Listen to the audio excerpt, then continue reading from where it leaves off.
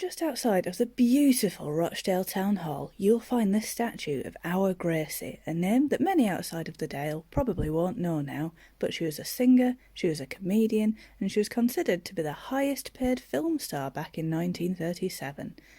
Born above a chip shop in Bamford on the 9th of January 1898, she was a half-timer in the cotton mills as a child, doing half her week at work and half in school, as was common at the time. She made her professional debut as a singer at Rochdale Hippodrome in 1910, aged 12, giving up her job in the cotton mill shortly after to perform instead.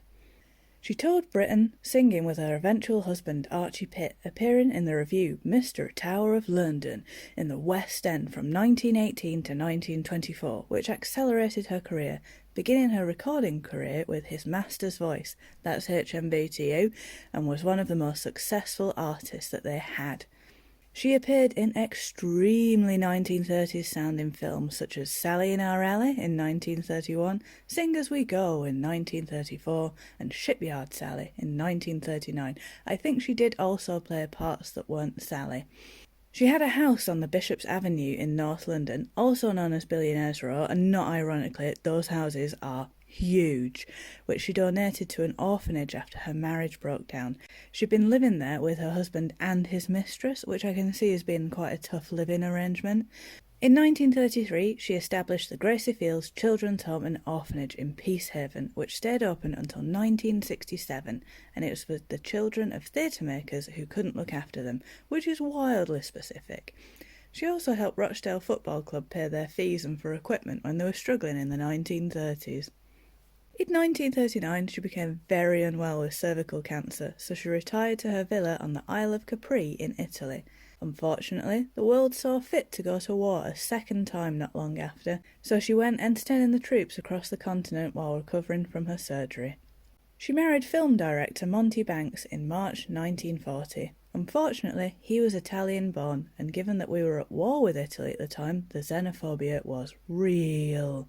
Her popularity declined and never really recovered after the end of the war, although she did have an active career post-war.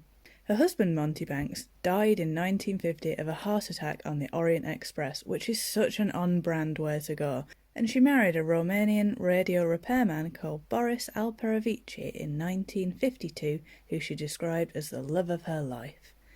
From around 1950 onwards, she spent the rest of her life living on the Isle of Capri, and in 1956 she was the first person to play Miss Marple on screen. She continued her acting career in film and TV, touring and performing well into the 1970s. She opened the Gracie Fields Theatre in Rochdale in 1978 and became a dame in 1979, to which she said, "Yes, I'll accept, yes, I can kneel, but I might need help getting back up." 7 months later, she died on the 27th of September 1979 of pneumonia and is buried in Capri's Protestant cemetery, which I definitely didn't drag my parents up an enormous hill to see when we visited the island.